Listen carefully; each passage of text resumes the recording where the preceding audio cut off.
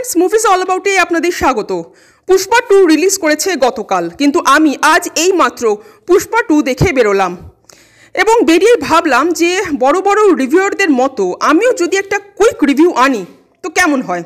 তো যেমন ভাবা তেমনি কাজ, নিয়ে আসলাম পুষ্পা 2 এর কুইক রিভিউ। এক কথায় বললে এই মুভি একটা ফুল অন এন্টারটেইনিং মুভি, সেটা কিন্তু অস্বীকার করার কোনো উপায় নেই। Action, dance, comedy, drama, romance সব কিছুই রয়েছে, তবে সবই বড্ড লাউড। সুকুমারের চিরাচরিত স্টাইল রয়েছে।